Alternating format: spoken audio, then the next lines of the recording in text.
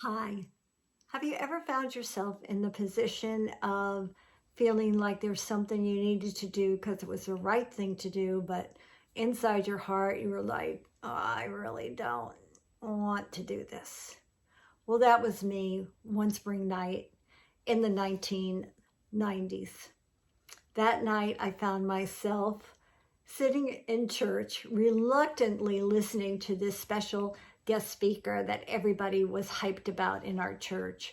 I was told that this man had a unique ministry gift called Word of Knowledge or Personal Prophetic. And this particular gift allowed him to speak by the Spirit of the Lord with great accuracy into the heart of a person. Well, I was so skeptical of this type of ministry. And honestly, the only reason I was there was because a widow in our church couldn't drive at night and she needed transportation. Needless to say, I sat in the service with my arms folded, ready for God and this man to prove himself. Lo and behold, much to my amazement, he calls three people at different times up to minister to them.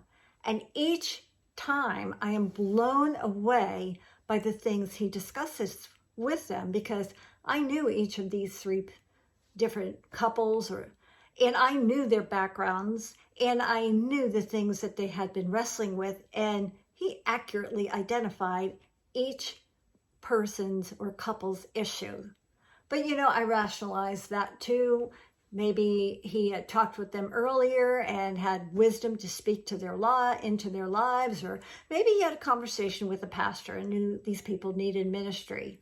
However, God really caught my attention when he called the man ministering, called the woman whose home I had had dinner in that evening and who I drove to church to the front.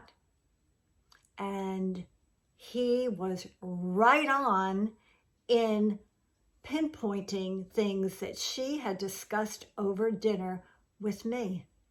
Now, I knew that there was really no way he had spoken to her or the pastor beforehand. But still, I tried to dismiss what I saw and what I heard. And then it happened. Yeah. He looked straight at me, and with gentle intensity, he motioned me to the front of the room. And there he looked at me and he spoke these words: "You are abused.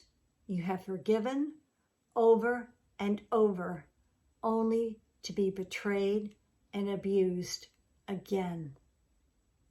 I can't tell you how that pierced my heart. Tears flooded out of my eyes like a dam that had just burst forth with water spewing everywhere. I knew God was speaking to me.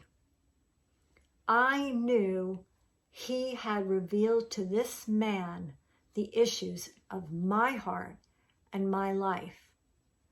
How did I know without a shadow of doubt it was God and God only that spoke to this man and then through this man to me? Because not one person in my church knew what was going on in my heart or my home. Not one person in this church knew, only an out-of-town counselor. I never even spoke the things of my heart out loud to God because I didn't want the devil to hear them.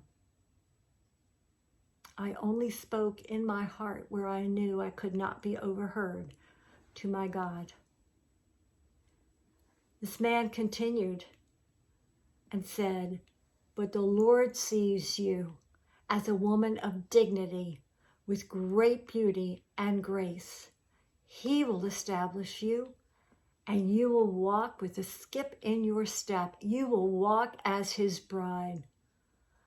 Still crying, I felt a deep sense of well-being and peace in my heart, in my emotions.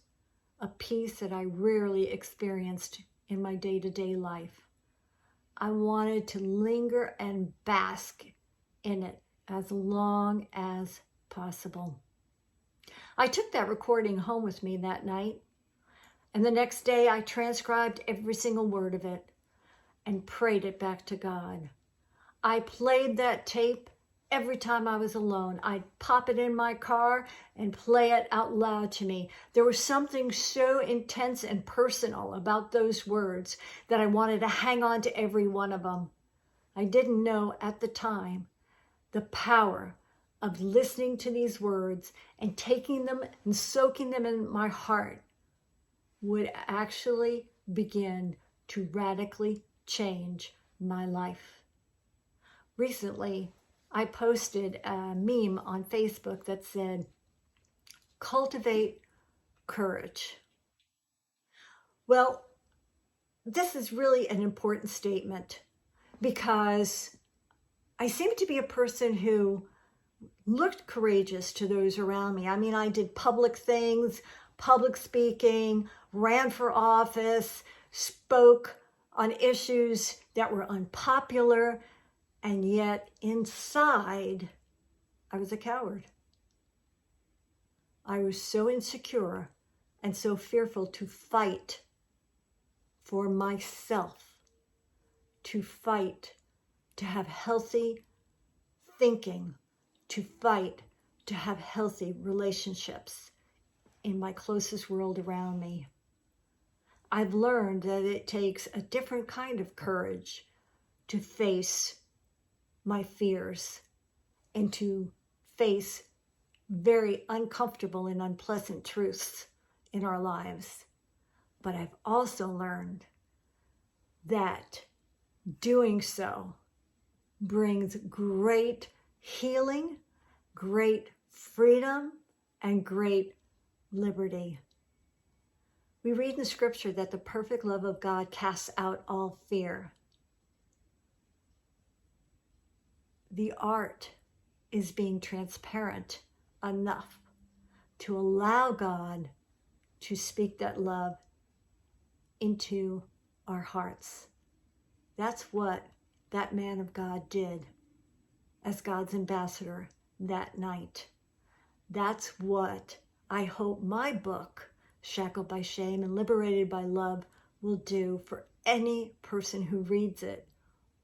And that's what I hope I communicate to you.